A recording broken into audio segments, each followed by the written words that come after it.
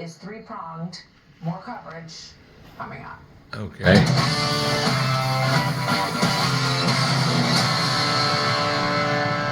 Live from Texas, this is the Will Cain Show, Fox News Alert. All eyes remain on the Middle East, but right now on Capitol Hill, Secretary of State Marco Rubio is updating the Gang of Eight on the Iran operation. He spoke in the last 15 minutes. The purpose of this is to destroy that missile capability. Why does Iran want that ballistic missile capability?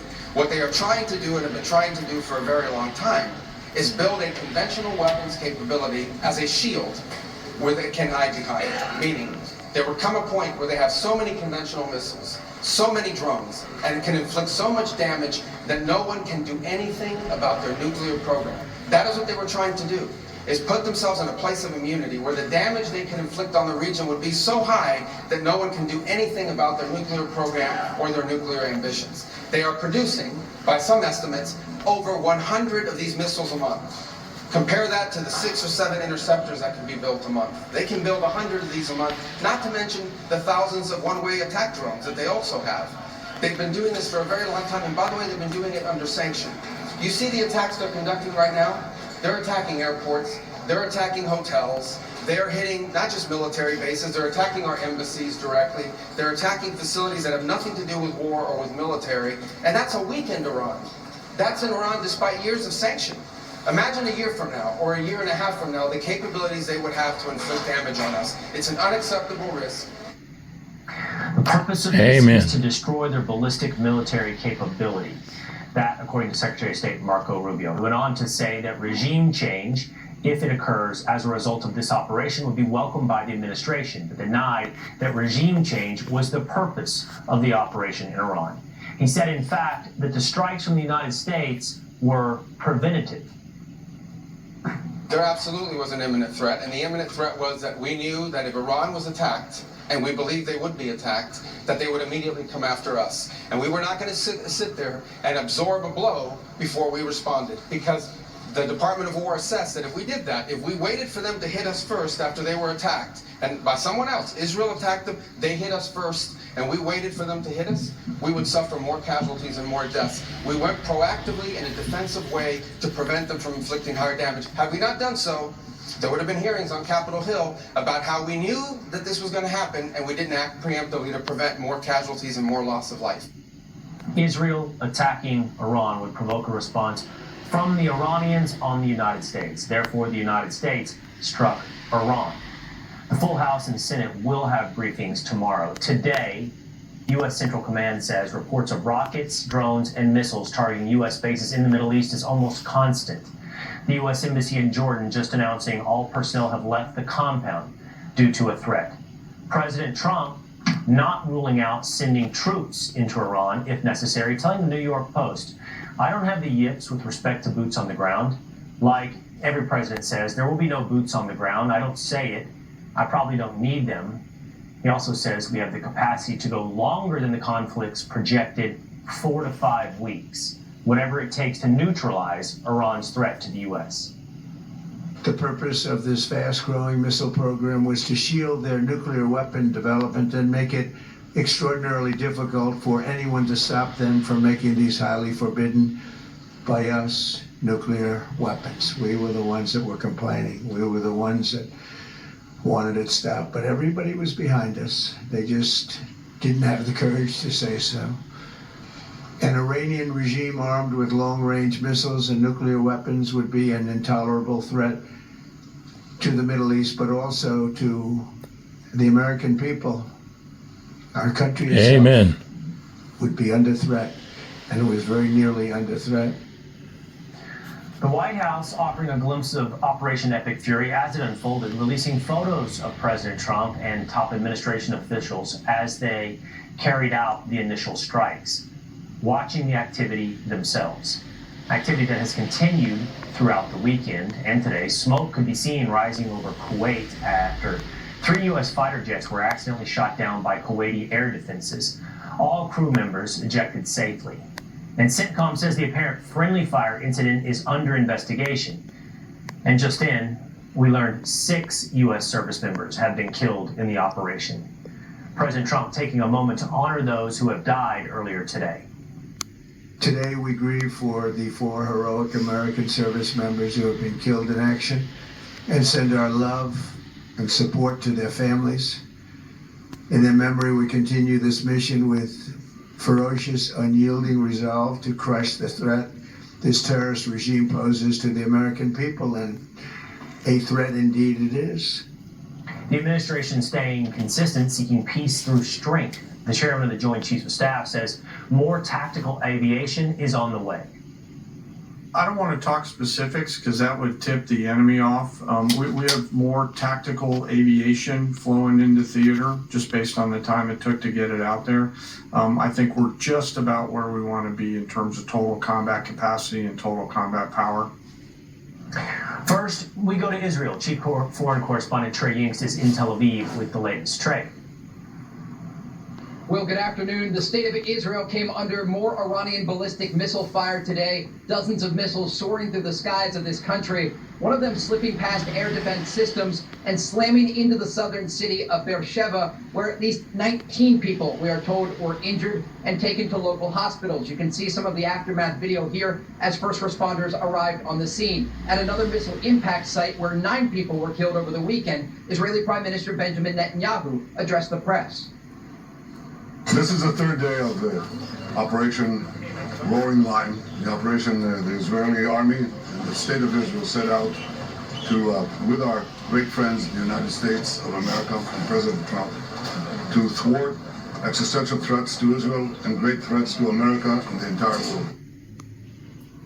Overnight, this conflict expanded after the Iran-backed Lebanese militant group Hezbollah got involved in the fight, launching rockets over the border at the northern Israeli city of Haifa. You can see the Israelis responding immediately, striking the Dachia neighborhood of Beirut. Black smoke was seen from the horizon there. And Lebanon's prime minister is calling on Hezbollah to back down. The Lebanese state declares its absolute rejection, leaving no room for any ambiguity or interpretation of any military or security actions launched from the Lebanese territory outside the framework of its legitimate institutions. The Israelis are still looking east, striking more ballistic missile launchers in Iran. You can see in this video here, they're trying to neutralize the threat against their country. And we're also getting a new statement from the head of the IDF Military Directorate, Major General Shlomi Binder. We are not finished. You must continue to set these targets and mark them. Just last night, we achieved another such accomplishment, and we intend to add to the list every day. Anyone who chooses to engage in such actions against the state of Israel, against the residents of the state of Israel, against our future here, we will find them and we will eliminate them. The IDF has called up more than 100,000 reservists in preparation for the days of battle ahead. Will? Okay, thank you so much, Trey Yingst. Meanwhile, today, the Pentagon set the record straight. This is not another endless desert war. President Trump puts America and Americans first. He doesn't hesitate, and neither do our troops. To the media outlets and political left screaming endless wars, stop. This is not Iraq. This is not endless. I was there for both. Our generation knows better, and so does this president. He called the last 20 years of nation-building wars dumb, and he's right. This is the opposite. Not against U.S. interests, not history repeating itself. And the other big question, this seems to be addressed by the Secretary of State, is this about regime change? You heard just moments ago, we may not be seeking it, but we'd love to see it. We would love to see this regime be replaced. And ultimately, as the president has said, he calls... No, but let me finish my answer. As the president has said, he would love for the people of Iran to use this as an opportunity to rise up and remove these leaders. They've been wanting to remove them from a long time. We've seen successive waves of protests, and we've seen them slaughter people. Okay, but the objective of this mission is to make sure they don't have these weapons that can threaten us and our allies in the region. That's why we're doing what we're doing now. And while we would love to see a new regime, the bottom line is no matter who governs that country a year from now, they're not going to have these ballistic missiles and they're not going to have these drones to threaten us. But former CENTCOM Commander General David Petraeus cautioning it's not that simple when he joined the Will Cain Show in a special broadcast yesterday. The challenge of regime change, though, without boots on the ground is substantial. one would hope that there could be some kind of leadership that would emerge that would lead what has been until now a massive but leaderless and organizationless demonstration of enormous size. On this, as top U.S. officials tell Fox, there is a division of labor between Israel and U.S. forces. Israel is focused on regime change, targeting Iranian leaders, while the U.S. is striking military and naval assets. We also want to reiterate, in the last couple of minutes, we're learning up to 6 U.S. service members killed in this conflict. Now, joining me now on all of this is Fox News senior strategic analyst and retired 4-star General Jack Keane. General, thanks for being with us here today.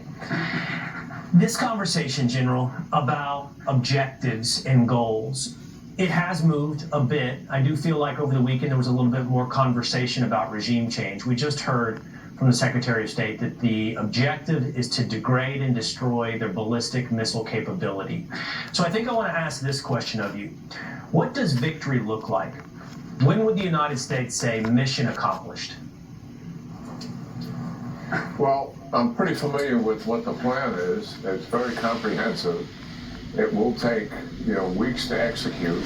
The time frame can move faster because these are condition-based, and what we're achieving is nothing short of remarkable if you want to get into some of the specifics of what's really been accomplished here. But I think the objectives are pretty clear. Secretary just laid it out, the President has laid it out, and the Secretary of State has laid it out. I'll be more than happy to repeat it. But the objective is to prevent this regime from having the capability to continue to attack us. And we don't retaliate. I mean, this has been one of the most dismal failures in American history in not dealing with the Iranian regime.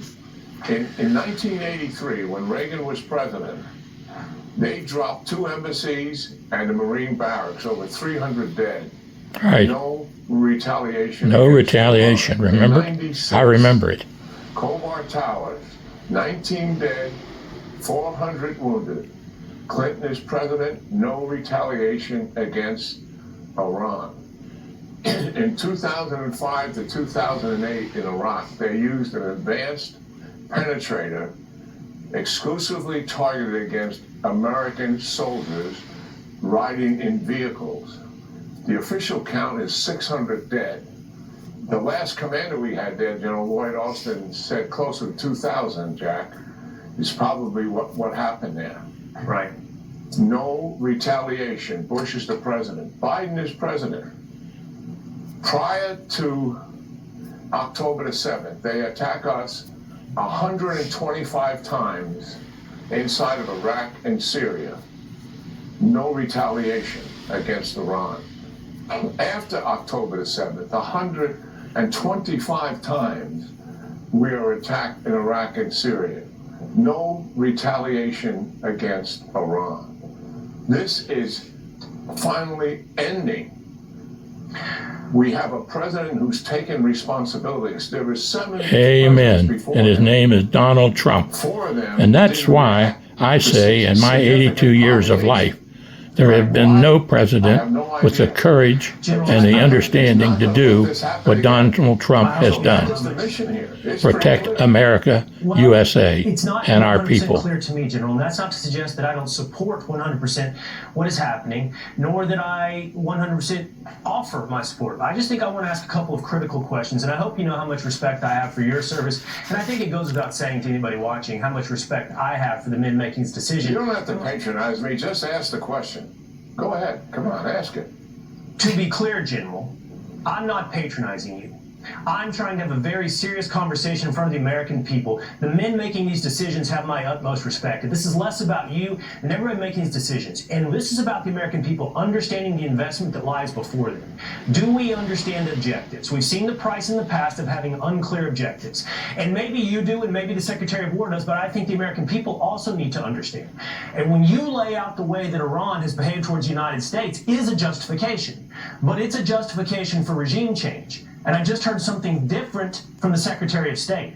The reason I think this is a point of clarification that I need, and I think that a lot of the American people need, is because degrading their missile capability requires a different investment than regime change. So what I want to be clear about is what level of investment are we looking at here?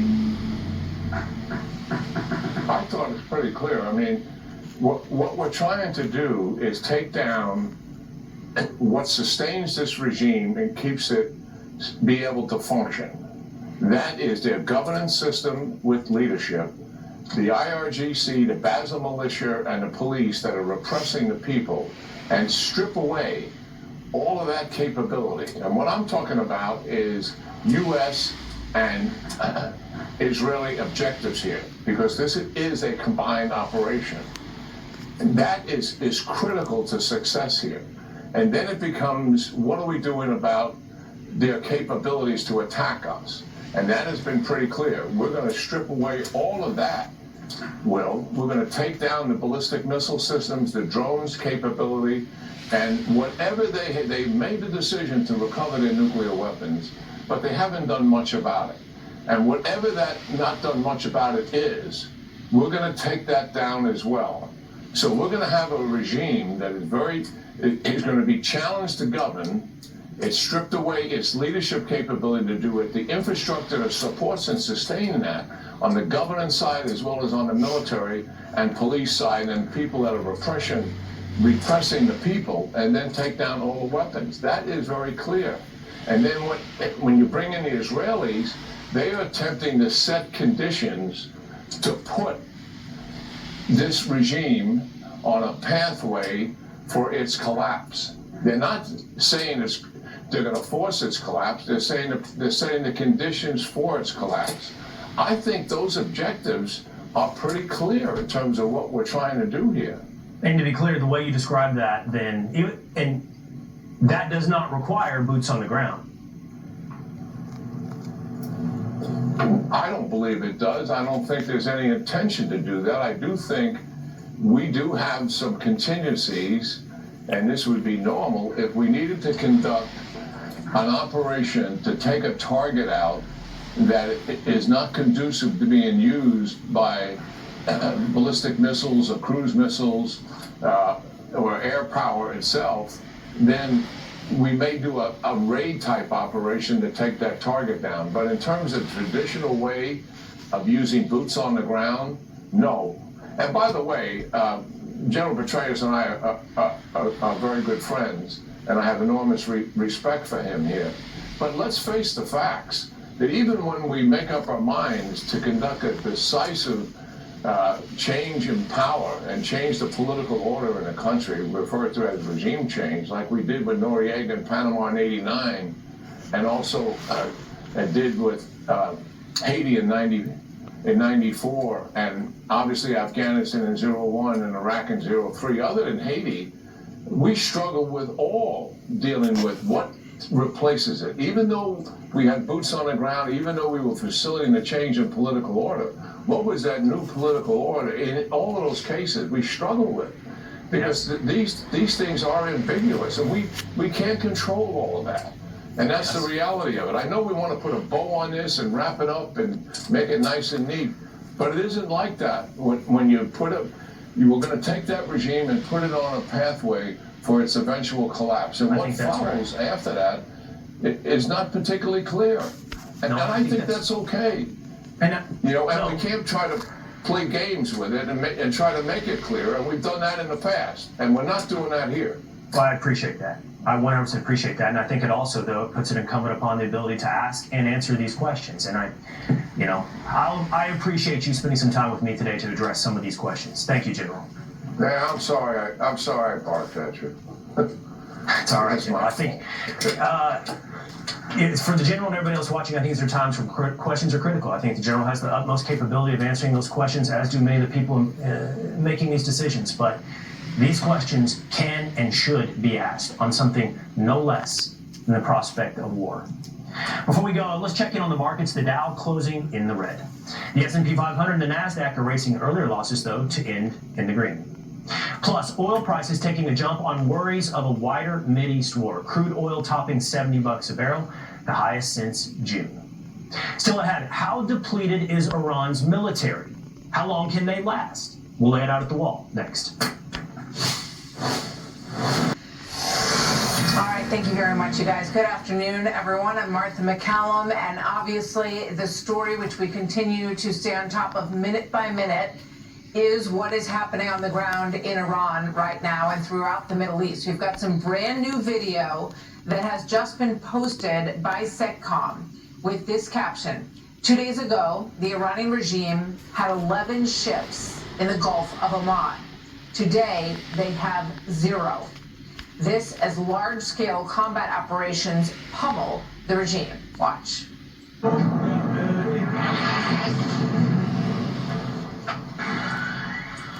Disrupt, degrade, deny, and destroy Iran's ability to conduct and sustain combat operations. That is the mission as it was laid out by Joint Chiefs of Staff Chair General Dan Keane earlier this morning. We see smoke rising near the U.S. Embassy in Kuwait today as the U.S. bases in the region continue to face a barrage of attacks. General Joseph Votel and Lieutenant General Keith Kellogg joining us in moments, but first to national security correspondent Jennifer Griffin in Washington. Hi, Jen.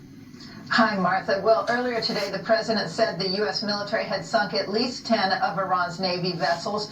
Now we know the number is 11. Much of its Navy is now at the bottom of the sea. This video that you just showed is one of Iran's Navy ships being blown up by an American missile 2 days ago. CENTCOM just confirmed that the number is now 11 Iranian ships that have been sunk. Quote, 2 days ago, the Iranian regime had 11 ships in the Gulf of Oman. Today, they have 0. Earlier today, CENTCOM pushed back on Iranian propaganda suggesting its missiles had sunk the USS Abraham Lincoln aircraft carrier. Not true. Quote, the Iranian regime's false messaging machine continues to falsely claim that it has sunk a U.S. aircraft carrier. The truth, the only carrier that has been hit is the Shahid Bagheri, an Iranian drone carrier. U.S. forces struck the ship within hours of launching Operation Epic Fury. Sinking Iran's Navy is one of 3 goals the president set for this operation. The B-1 bombers, a supersonic heavy bomber, one of 3 strategic bombers in the U.S. arsenal which can carry a payload of 75,000 pounds, have entered the fight and now return to their home base in Ellsworth in South Dakota after a round trip to the Middle East using the same air refueling bridge as the B-2 bombers, more than 37 hours round trip. They were used last night to target hardened underground Iranian ballistic missile launchers, which are responsible for the scenes of burning buildings and chaos across the Arabian Gulf. President Trump at a Medal of Honor ceremony earlier today with this. We're already substantially ahead of our time projections, but whatever the time is, it's okay. Whatever it takes, we will always, and we have right from the beginning, we projected 4 to 5 weeks, but we have capability to go far longer than that. We also projected 4 weeks to terminate the military leadership, and as you know, that was done in about an hour, so we're ahead of schedule there by a lot.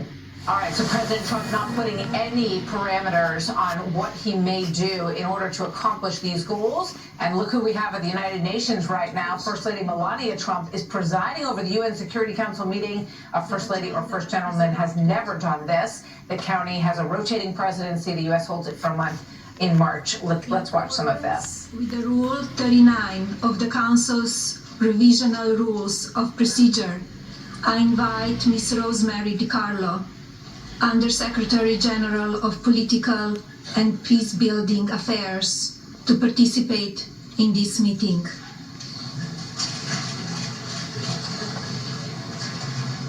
It is so decided. The Security Council will now begin its consideration of item 2 of the agenda. I now give the floor to Ms. Rosemary DiCarlo. Thank you, Madam President. On behalf of... All right, we'll keep an eye on that. An interesting afternoon as the First Lady really presses a couple of her big initiatives, education and technology, and the pathway for peace in the world that can be bridged through those 2 avenues. We'll keep a close eye on that interesting and first for First Lady at the United Nations this afternoon. And with that, we get back to our lead story in Iran, and we bring in retired 4-star General Joseph Votel. During his nearly 4 decades of service in the Army, he led Special Operations Command and Central Command, overseeing military operations in the Middle East. He's a distinguished military fellow at the Middle East Institute. Great to have you with us today, sir. Thank you very much for joining me. Good to be with you.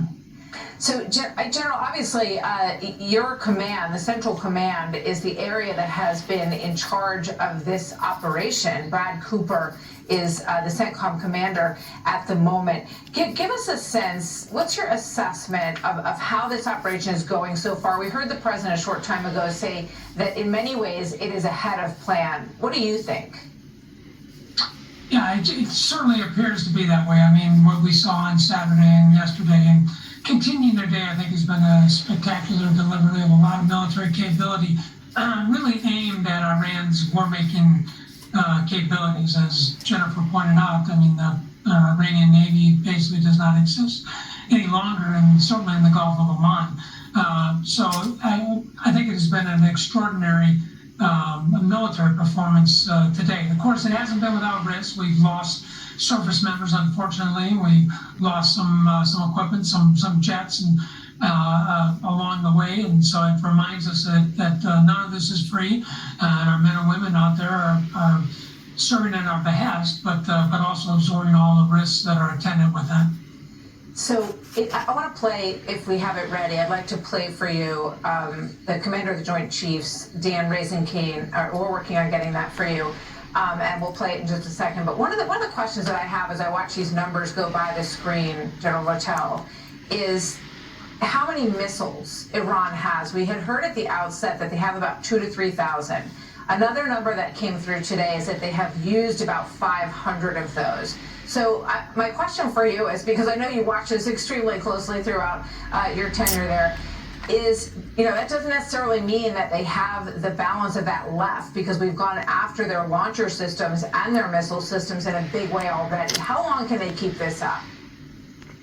Yeah, right. I think it's a great question, Bertha. I mean, certainly we've seen a number that have been expended, and certainly a number of the missiles and certainly the launchers that have been targeted.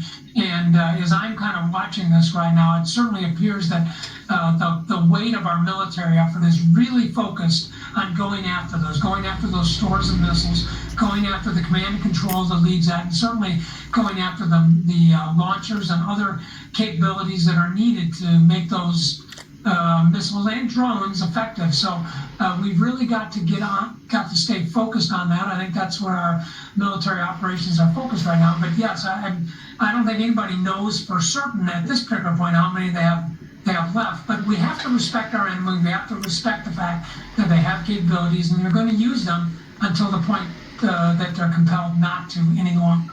So we know that drone activity has changed the game, and I want to just put up on the screen some of our offensive and defensive operations, because I think that we all, when we listened to General Kane this morning, we're just blown away, frankly, by the abilities of the U.S. military and how much new technology there is. Let's listen to the Chairman of the Joint Chiefs for a moment here. The goal of this operation is to change the threat, not the regime. When this operation is over, no matter who takes over in Iran, they will not have ballistic missiles to hurt us. All right, obviously that is not the Chairman of the Joint Chiefs. But your thoughts on, the one other thing I wanted to get your thoughts on, we've seen what's happened to the Navy. The other question is the drone capability, which we have new drone capability that we're using, these one-way drones. We've seen what's happened in Ukraine, and that Iran has been supplying Russia with a number of these new drones, and they seem to be hitting some of these civilian targets with those. Tell me about the military's challenge there. Yeah, I mean, this is a significant challenge for us. And of course, we've seen examples over the past several years where our ability to remove a relatively inexpensive drone requires oftentimes a very expensive missile or weapon system. And so what the department has been working on now with industry, and industry I think is stepping up to the plate here to deliver low-cost solutions that are readily available, that can be put into the hands of our service members so they can deal with this threat. This isn't just a threat to ships or to bases, it's a threat to everybody. And so we've got to make sure that our counter-UAS capabilities are certainly as good or better than the UAS capabilities Iran and many of their benefactors have. General Votel, before I let you go, when you look at this operation, can you estimate how long this will take?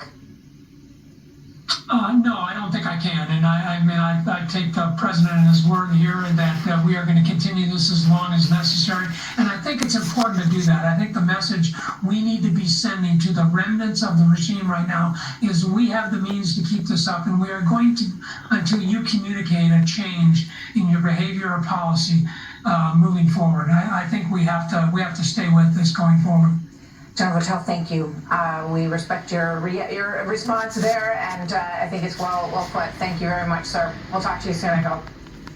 Bye. So with that, we bring in retired Army Lieutenant General Keith Kellogg, former assistant to the president and special presidential envoy for Ukraine in the second Trump administration. He is American Security co-chair at the America First Policy Institute. General Kellogg, great to have you with us. Thank you very much for joining me today.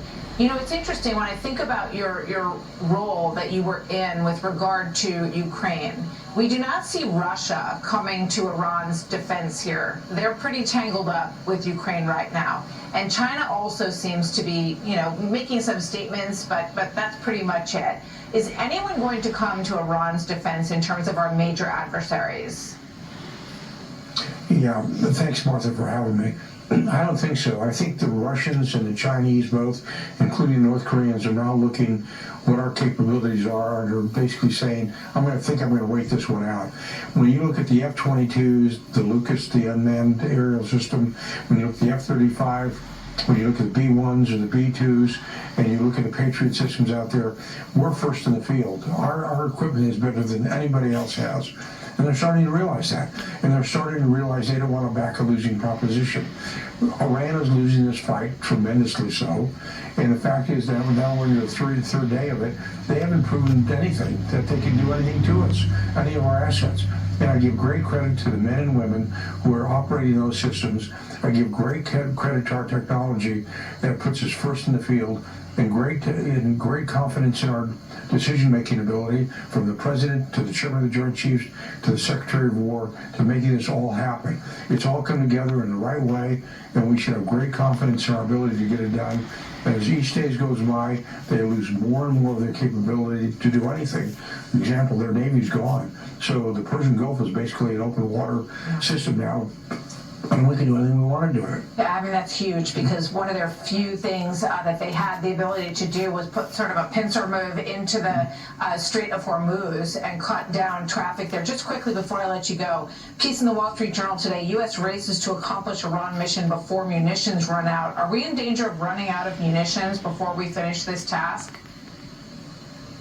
No, I don't think we are. I think we have the reserve ammunition that we need. That's up to General Kane and Pete Hegseth as well as the president.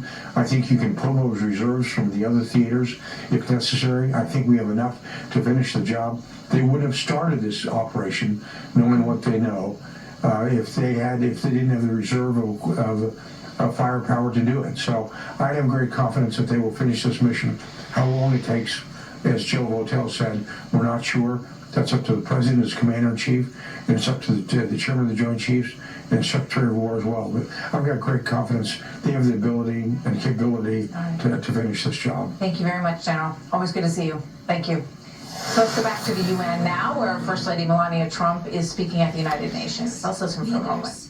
Shape the core of their country's belief system.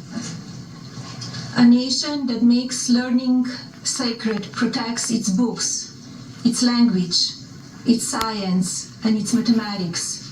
It protects its future. This leads to something powerful, to greater understanding, moral reasoning, and tolerance of others. Peace. Children raised in a culture rooted in intelligence develop confidence, innovate, build, compete, and maintain a deep value system. One thing I admire about our country, look around there, the leadership, all the men, religion, there she sits, one woman. millennia. and even local norms. They become caring people. But children raised in culture rooted in ignorance are surrounded by disorder and sometimes even conflict. These societies are filled with rigid thinkers who embrace prejudice and shun human dignity. When a nation restricts thought, it restricts its own future. Education is widely recognized as a fundamental human right, and yet today, so many children and young adults are banned from attending secondary schools and universities. The cost is not abstract. Imagine the loss of potential to our collective humanity. New medical breakthroughs, advancement in food security, groundbreaking technologies, all gone. A society that excludes vast segments of its population can realize only a fraction of its potential. Societies ruled by knowledge and wisdom are therefore more peaceful. We must cultivate. All right, we'll keep a close eye on that. The First Lady at the United Nations today, and Operation Epic Fury is the name of this extraordinary undertaking right now. It has eliminated nearly 50 of Iran's top leadership as the regime faces a crucial test in the region. We are live in Israel with Chief Foreign Correspondent Trey Yingst and former Israeli Ambassador to the United States, Michael Oren. Next.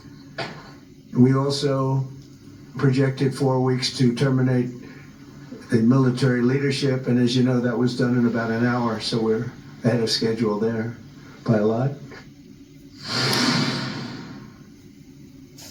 Of Iran's top leadership. Take a listen to some of the reaction in the Middle East from supporters of the regime. Watch. No matter how much it grows, the great Satan will eventually fall. And God willing, these strikes will be the end of Israel and the end of America's arrogance in the region.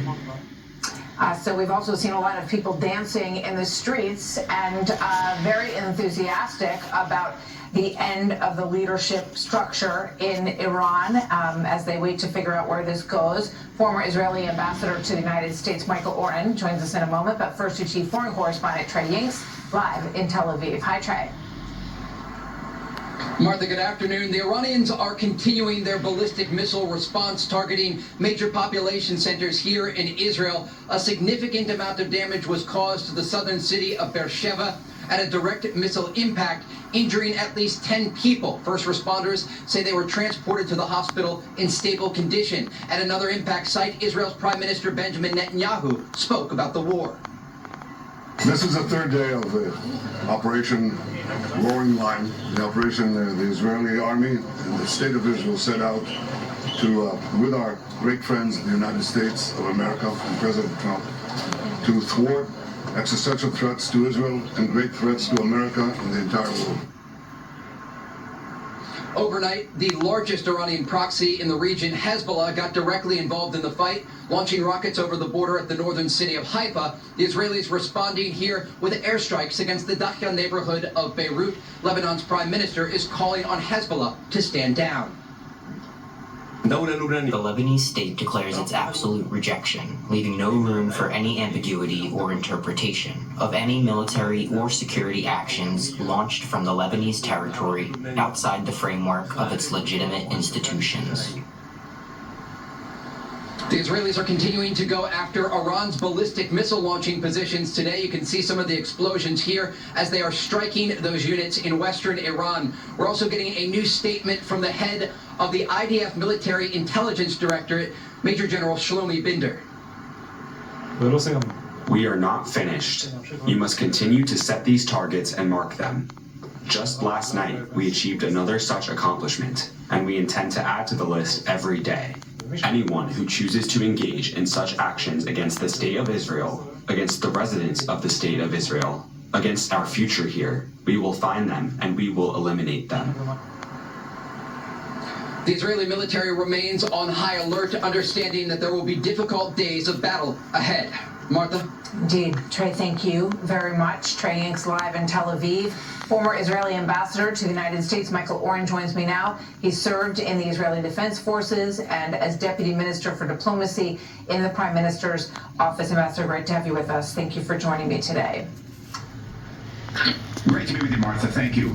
So I'd like to play for you a soundbite from the Sunday shows yesterday morning. This is the Iranian foreign minister who survived this attack, Abbas Araghchi, talking about how he sees the situation right now. Watch. We have lost some commanders, that is a fact. Another fact is that nothing has changed in our military capability. They are capable enough to defend our country even more.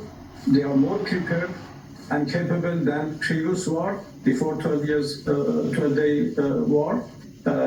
Quality-wise, quantity-wise, they are in a better position. What's your reaction to that, sir? Well, it's not true. They may think they're better prepared, but the fact of the matter is the U.S. and Israeli militaries have systematically degraded Iran's military capabilities. The U.S. Navy has now basically destroyed the Iranian Navy. The Israeli Air Force reported tonight that it needs about 2 more weeks to completely eliminate Iran's launchers, the launchers that have been now firing these very, very large missiles at Israel, these missiles that are big enough not to take down an apartment building, but to take down an entire neighborhood, which is an entire intolerable threat for us. But even today, Martha, yesterday me and my family and I had to run about 30 different times into our bomb shelters as the alarms went off. Today, we maybe had 2. There was a hit, as Trey mentioned, in southern Israel today in Beersheba. 10 people were injured, none of them seriously, it should be noted. And that is a very sharp decline from what we experienced in the 48 hours before that. But it doesn't mean they can't renew their firing. I think the Iranians will probably begin to focus more on other states in the Middle East with the hope that their governments of those states will put pressure on the president or try to increase the number of American casualties and so increase domestic pressure on the president to agree to a ceasefire. So I want to put up on the screen, these are the Iranian political, military, and proxy leaders that have been taken out. I think one of the most important things to look at here is how different this moment is in terms of their ability to have other military backup out there. There has been some reaction from Hezbollah, a little bit of limited reaction from some of the remnants of Hamas, but these are the leaders that were systematically removed by the Israeli military in recent weeks and months. These were the leaders in Iran that slaughtered thousands and thousands of citizens how long they can hang on? who questioned their abilities, that that they will rue, that you and the United States will rue the day that this happened. Well, I think this, I'm going to paraphrase what Secretary of War Hegseth said today when he was asked whether there was going to be a regime change in Tehran. He said, well, the regime has already been changed. And here you see it. Here you see visual evidence of the fact. In October 2023, before the vicious attack by Hamas on Israel on the 7th of October, the Middle East looked profoundly different than it looks today. Israel was surrounded by a ring of fire, as the Iranians like to call it, of terrorist groups, Hezbollah in Lebanon, Hamas in Gaza, terrorist groups in Syria, in Iraq, the Houthis in Yemen, facing tens and tens of thousands of rockets. And today, Israel has negotiations with Lebanon. We've just heard Lebanon criticizing Hezbollah for opening fire against us, talks with Syria, and Iran is a shadow of what it used to be. It's quite an extraordinary change. It is shocking, and it feels like they just unleashed absolutely everything they could, including sweeping in the Gulf states as well, Saudi Arabia, which forced them all into a position where they had to say that they would rise up and defend themselves as well alongside the U.S. and Israel, which is just an absolutely stunning development and shift in the Middle East. Michael Oren, thank you so much. Always great to have you with us, sir. They'll be studying this at West Point for the next 50 to 100 years. Indeed, they will. Thank you, Michael Oren. Thank you. What an incredible moment we're watching in history, and we're living it. So pay attention, everybody. I know we are. All right, so breaking update from the U.S. Embassy, which just came in from Iman, posting moments ago in Jordan that out of an abundance of caution, all personnel at the U.S. Embassy have temporarily departed the embassy compound due to a threat This is not surprising. We see all of our embassies in the region getting into a protective posture as we watch the retaliation from Iran and we weigh all of the risks. They weigh all of the risks in the region. We'll be right back with more. Oh, let me just tell you this before we go. We have some other situations that are breaking as well. We're waiting for Secretary of State Rubio. He will be on Capitol Hill. This is the microphone that's waiting for him to come out of the meetings with the Gang of 8, which is 4 from the House, 4 from the Senate side, top intelligence leaders and leadership on both sides. Secretary of State Rubio has been briefing them. We'll bring it out live. This is not Iraq. This is not endless. I was there for both. Our generation knows better, and so does this president. He called the last 20 years of nation-building wars dumb, and he's right. This is the opposite. Democratic Congressman Jason Crow is here. He was also there in Iraq and Afghanistan, is a U.S. veteran and first congressional correspondent Bill Malugin on Capitol Hill. Hi, Bill. Martha, good afternoon to you. In the next 30 minutes or so, Secretary of State Marco Rubio is scheduled to give a classified briefing to Congress's so-called Gang of 8. It's going to be all about Iran, and it'll be right here on the Hill. Now, the last time Secretary Rubio talked to the Gang of 8 was Friday night, just ahead of when those strikes were launched. That's when he called those members to give them a heads up on what was coming. He says he was able to get in touch with 7 out of the 8 members at the time. Now, keep in mind, all of this happening as DHS remains unfunded for its 3rd week now. TSA, FEMA, Secret Service have all missed their first paycheck. We just had thanks to the Democrats shutting things down. Weekend, and now Republicans are putting pressure on Democrats to end their blockade on the DHS funding bill. Take a listen. And they should.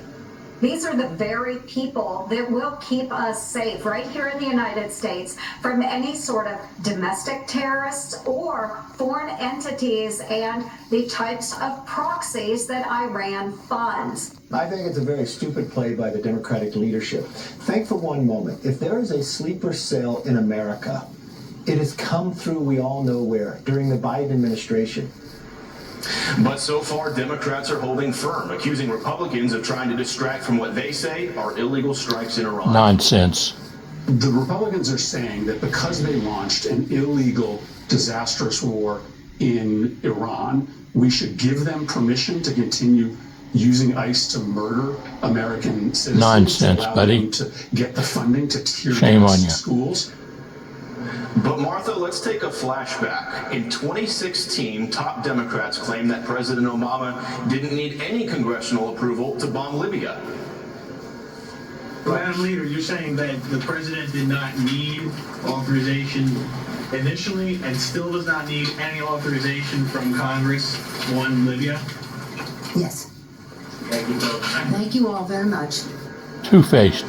That's what they are. 2011, Two-faced Democrats. In the meantime, the House is Oh, we got a scheduled or expected two-faced to vote on a Republican too, will-power in Massey. resolution on Iran Goodness on gracious, Thursday. That's shameful. being forced to the floor for a House vote by Congressman Thomas Massey and Ro Khanna. But it may be at risk of not passing because there are a handful of Democrats who have come out and said they would not support such a resolution. Martha? Okay, Bill Malugin, thank you very much. So we have seen celebrations in the streets of Iran. We have seen celebrations in Los Angeles, in New York, by Iranian Americans here and obviously in country in Iran after the launch of Operation Fury. We have spoken to Iranians whose families were tortured and imprisoned at Evin prison who are rejoicing about the overthrow and the exit of these 40 top leaders during this attack. Democrat Colorado Congressman Jason Crow says President Trump, quote, knows nothing about the cost of war. He sits on the Armed Services and Intelligence Committees. He served as an Army Ranger deployed to Iraq and Afghanistan and received the Bronze Star for his service. Congressman, it's good to have you with us today. I watched this morning as the president gave the Medal of Honor to 2 recipients. Their stories were just remarkable, as they always are. And I think that's always a moment for us to pause and think about the tremendous sacrifice that the members of our armed services have made, and President Trump spoke about them quite eloquently this morning. I just want to roll this scroll. These are different Iranian operations since 1979 that have killed or abducted nearly 1,000 Americans when you add all of these up. At some point, do you believe that this tyrannical regime had to be stopped. There's no doubt that it was a tyrannical regime. It is the largest sponsor of state terror in the world. Their malignant behavior around the region was horrible. You know, I saw young soldiers being killed by roadside bombs because of this regime. That is absolutely true. That is the first part of the analysis, though, Martha. We can't just stop and say, hey, they're bad, they're evil, they do bad things, so we should do anything we need to do and go to war, because that was true about Saddam Hussein. That was true about the Taliban. That's true about a lot of dictators and malignant regimes around the world. The next step in the analysis is, what do we do about it? Do we use our military? Do we go to war? Do we have other options? Because Americans that can't afford to buy homes right now, can't afford their groceries, can't afford their health care, want us to go that second step and ask that question, do we have to use the military for everything? Or can we end this cycle of endless conflict? That's the analysis that... a comprehensive government can certainly work on the economy at home and also protect us from national security concerns. It's interesting that, I feel like my whole life, we've been doing the other thing. We've been working on sanctions. We've had talks. We've tried to do inspections and make sure that they're not trying to build nuclear weapons. They always said it was a peaceful operation, but they're enriching it, weapons grade, 60%. Instead of 15 or 5 they would need for nuclear weapons. I want to go back because President Obama reflected after his presidency, saying he wished that he had done more. President Biden was infuriated about what happened to Mahsa Amini and cheered on the uprising in Iran after. Just listen to these former presidents. When I think back to 2009, 2010, there was some thought that we were somehow going to be undermining their street cred in Iran if I supported what they were doing. And in retrospect, I think that was a mistake. And I want you to know we stand with the citizens and brave women of Iran. For real. For real. And Iran has to end the violence against its own citizens. For real. For real. And then we watched 30,000 people get massacred in the streets. Yeah, my whole President life, Trump decided to take action. You had said, Martha, that your whole life you saw us do the other thing. Well, also, almost our whole lives, we've been at war and conflict. And people just don't want this endless cycle of conflict. So the question is not just whether regimes are bad or pose a threat, but what is the right response to it, right? Does it have to be bombing? Because we have a history of choosing military conflict and regime change. What is the right response, Congressman? Let me explain this. We have a history of choosing regime change and nation building, and it doesn't end well. Because the alternatives are not always good, are not always better. Right? So what I want is a discussion about what the plan is. What is the strategy in the end game? Right? That is a discussion that has not been had. You had that with Biden for 4 years there. The president has the right to take military action for 60 days. If there's an imminent threat, and there is no imminent threat. Let me well, that might be your opinion. That's your opinion. I sit on the Armed Services and the Intelligence Committee. If there are imminent threats, they have an obligation to tell us about it. I have seen no imminent threat. And even people within the administration have denied that there's an imminent threat. So listen, a president can protect us, and I agree with that. If there's a threat, go after that threat. Here's Marco Rubio, the Secretary of State, as he is on Capitol Hill meeting with the Gang of Eight. We know that the last time he had this meeting, it was right before this attack began. So we'll see. They seem to be waiting for the elevators. You know that experience, Congressman? So we'll see what comes of this. But obviously we're living in hugely historic times and a shakeup that the Iranian people desperately hope will mean freedom finally for them after 47 years of oppression. Congressman, thank you very much. Good to have you with us today. We'll be right back.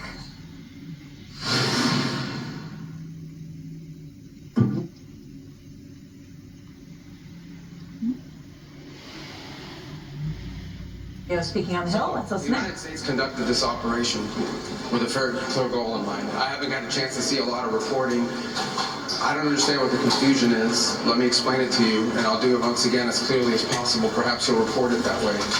The United States is conducting an operation to eliminate the threat of Iran's short-range ballistic missiles and the threat posed by their Navy, particularly to naval assets. That is what it is focused on doing right now, and it's doing quite successfully. I'll leave it to the Pentagon and the Department of War to discuss the tactics behind that and the progress that's being made. That is the clear objective of this mission. The second question that's been asked is, why now? Well, there's two reasons why now. The first is it was abundantly clear that if Iran came under attack by anyone, the United States or Israel or anyone, they were going to respond and respond against the United States. The orders had been delegated down to the field commanders. It was automatic, and in fact, it bared to be true, because in fact, within an hour of the initial attack on the leadership compound, the missile forces in the south and in the north, for that matter, had already been activated to launch. In fact, those had already been pre-positioned. The third is the assessment that was made that if we stood and waited for that attack to come first before we hit them, we would suffer much higher casualties. And so the president made the very wise decision. We knew that there was going to be an Israeli action. We knew that that would precipitate an attack against American forces. And we knew that if we didn't preemptively go after them before they launched those attacks, we would suffer higher casualties and perhaps even higher those killed. And then we would all be here answering questions about why we knew that and didn't act. Going back to the purpose. The purpose of this is to destroy that missile capability. Why does Iran want that ballistic missile capability? What they are trying to do and have been trying to do for a very long time is build a conventional weapons capability as a shield where they can hide behind it. Meaning, there would come a point where they have so many conventional missiles, so many drones, and it can inflict so much damage that no one can do anything about their nuclear program. That is what they were trying to do, is put themselves in a place of immunity where the damage they can inflict on the region would be so high that no one can do anything about their nuclear program or their nuclear ambitions. They are producing, by some estimates, over 100 of these missiles a month. Compare that to the 6 or 7 interceptors that can be built a month. They can build 100 of these a month, not to mention the thousands of one-way attack drones that they also have. They've been doing this for a very long time, and by the way, they've been doing it under sanction. You see the attacks they're conducting right now? They're attacking airports, they're attacking hotels, they're hitting military bases, they're attacking our embassies directly, they're attacking facilities that have nothing to do with war or with military, and that's a weakened Iran. That's in Iran despite years of sanction. Imagine a year from now, or a year and a half from now, the capabilities they would have to inflict damage on us. It's an unacceptable risk, especially in the hands of a regime that's run by radical clerics. The Ayatollah was a radical cleric. That entire regime is led by radical clerics who don't make geopolitical decisions. They make decisions on the basis of theology, their view of theology, which is an apocalyptic one. That has to be taken very seriously as well. So that was the purpose for what this operation is all about. That's what it's focused on. As the president said earlier today, it is on or ahead of schedule. I will defer to the Department of War to discuss the progress being made at a tactical level, but it was the right decision and an important decision for the safety and security of the world.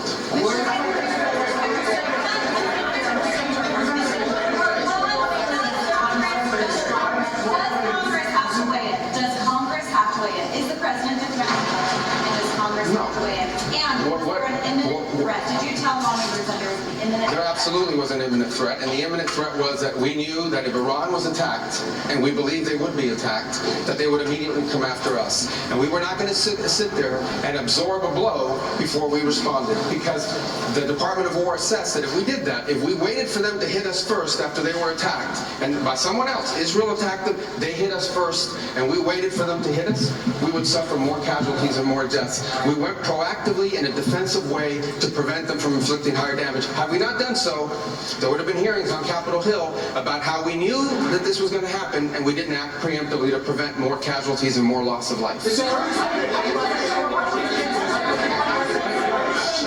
Was forced to strike because of an impending Israeli action? No, first of all, two things I would say. Number one is, no matter what, ultimately this operation needed to happen. That's the question of why now. But this operation needed to happen because Iran in about a year or a year and a half would cross the line of immunity, meaning they would have so many short-range missiles, so many drones, that no one could do anything about it because they could hold the whole world hostage. Look at the damage they're doing now. And this is a weakened Iran. Imagine a year from now. So that had to happen. Obviously, we were aware of Israeli intentions and understood what that would mean for us, and we had to be prepared to act as a result of it. But this had to happen no matter what. President Trump said overnight that his top choices to now run with Iran were killed in the strikes. Does the United States have a firm plan for how they intend to handle this power vacuum in Iran to ensure that an Iranian hardliner does not take power? So two things can be true. Number one is our mission and our focus is the destruction of their ballistic missile capabilities and their ability to manufacture them, as well as the threat posed by their Navy to global shipping. That's their objective. That said, we would not mind, we would not be heartbroken, and we hope that the Iranian people can overthrow this government and establish a new future for that country. We would love for that to be possible. But the objective of this mission is the destruction of their ballistic missile capabilities and of their naval capabilities. Amen.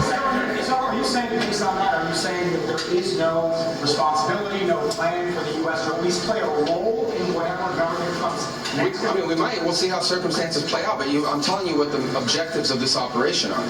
The objectives of this operation are to destroy their ballistic missile capability and make sure they can't rebuild it, and make sure that they can't hide behind that to have a nuclear program. That's the objective of the mission. That said, abundantly clear, we would love for there to be an Iran that's not governed by radical Shia clerics. As I've said myself repeatedly for years, the leadership of that country does not reflect the people of Iran, and I think that's been pretty apparent in the protests that you've seen. If there's something we can do to help them down the road, we'd obviously be open to it, but that's not the objective. The objective of this mission is the destruction of their ballistic missile capability. Has not gone well for the United States. What now? Regime change has not gone well for the United States for many, many decades. How do you assure the American public that things will not get worse for the next regime that comes in that replaces the Well, we would love to see this regime be replaced. And ultimately, as the president has said, but let me finish my answer. As the president said, he would love for the people of Iran to use this as an opportunity to rise up and remove these leaders. They've been wanting to remove them for a long time. We've seen successive waves of protests, and we've seen them slaughter people. Okay? But the objective of this mission is to make sure they don't have these weapons that can threaten us and our allies in the region. That's why we're doing what we're doing now. And while we would love to see a new regime, the bottom line is no matter who governs that country a year from now, they're not going to have these ballistic missiles and they're not going to have these drones to threaten us. That's the objective of this mission, is to deny them the ability to use ballistic missiles to threaten their neighbors, to threaten our bases, to threaten our presence in the region, and ultimately as a shield behind which they can do whatever they want with their nuclear weapons ambition. We were not going to let them hide behind that, and that's why this was such a critical mission to undertake now while they were at the weakest point, and not a year from now where they could inflict even more damage and perhaps already be behind that point of immunity. Go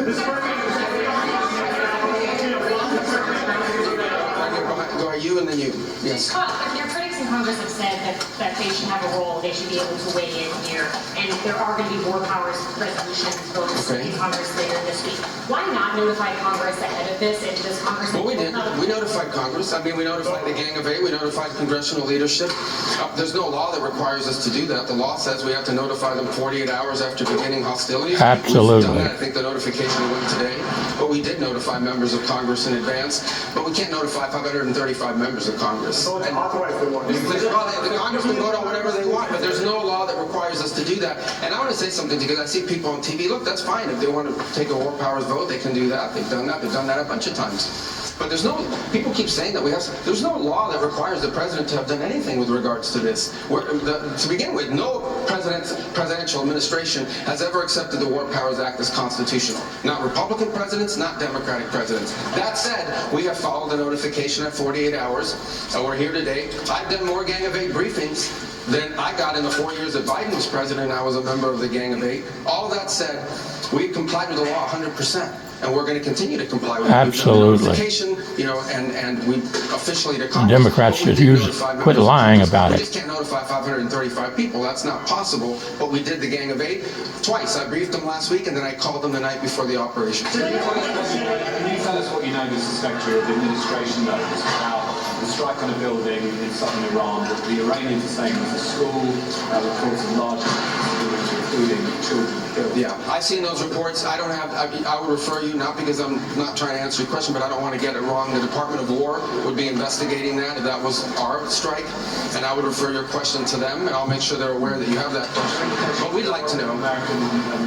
American missile. Well, clearly the United States would not deliberately target a school. Our objectives are missiles, both the ability to manufacture them and the ability to launch them, and the one-way attract drones. That would be our focus, and that's what we would be focused on. We would have no interest and, frankly, no incentive to target civilian infrastructure. The Iranians are, on the other hand, targeting civilian infrastructure. You guys have seen it. I'm sure you've seen it. They're hitting hotels. They're hitting embassies. They're hitting airports. They're hitting oil infrastructure. Well, it'd be very tragic, but I can't speak to the details behind it because I just don't have it. It would be a tragic outcome if it's happened. I don't have the details as to what led to it, but what is clear that the United States would not deliberately target a school. They are, on the other hand, deliberately targeting civilians, as you've seen, because you know why? They are a terroristic regime. They sponsor terrorism and they participate in terrorism. Right. Right. Absolutely. What's your message to Americans who are concerned about rising energy prices given the spiking of oil prices today?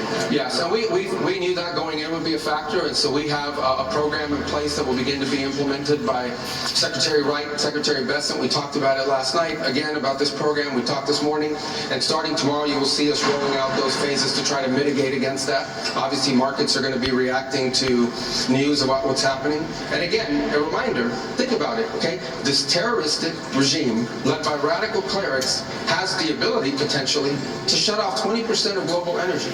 That's the kind of leverage they have because of their Navy. We're going to destroy their Navy. But there is a plan in place. We anticipated this could be an issue, and Secretary Wright and Bessent will begin to roll out those steps starting tomorrow to mitigate against the impact that could have.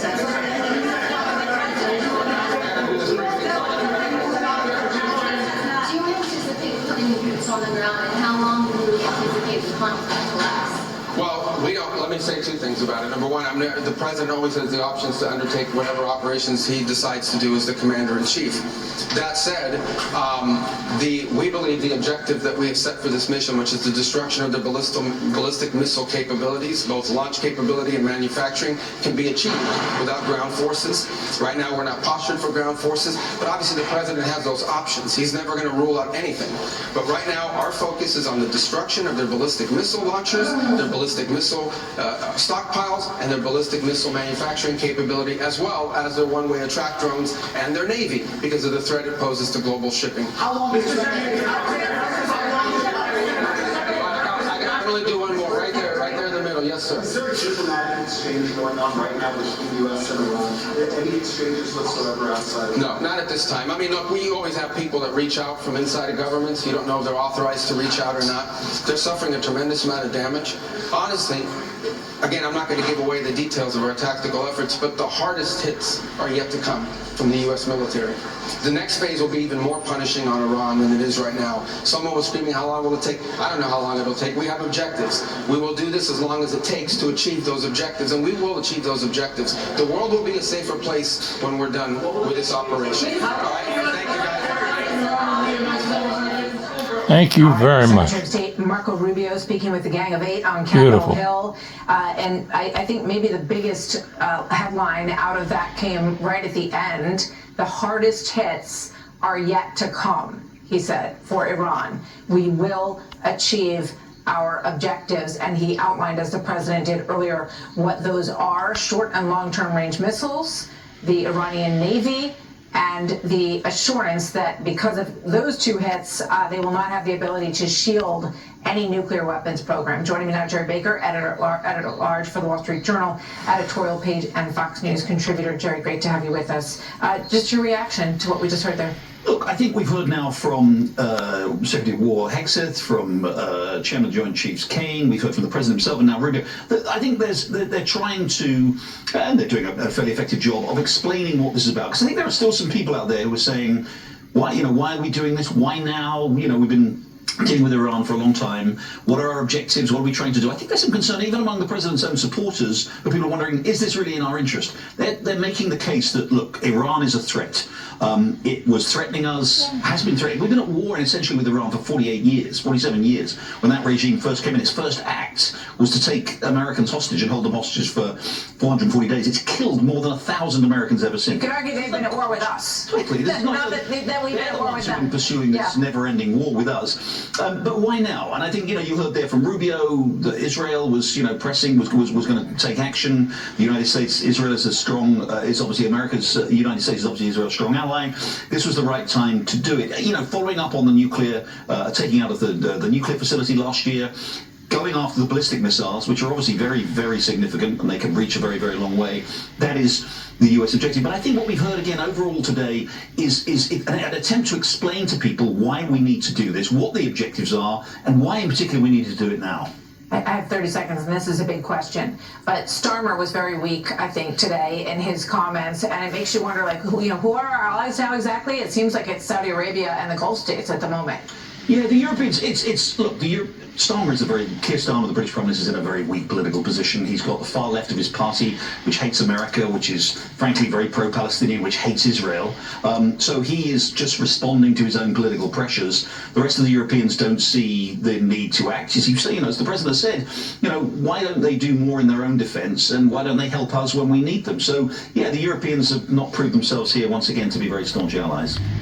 Jerry Baker, always good to see you. Thank you very much. So a number of good pieces by Jerry and the team at the Wall Street Journal right now on this topic to check out. That is the story for this Monday. This is a breaking news situation, a historic moment, and we are all over it. The story goes on. Our coverage goes on. For live updates, follow me on Instagram and Facebook and X and TikTok. And you did an excellent job.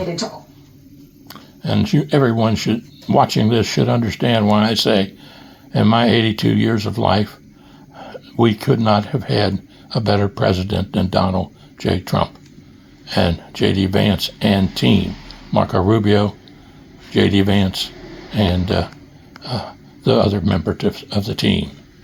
Fantastic.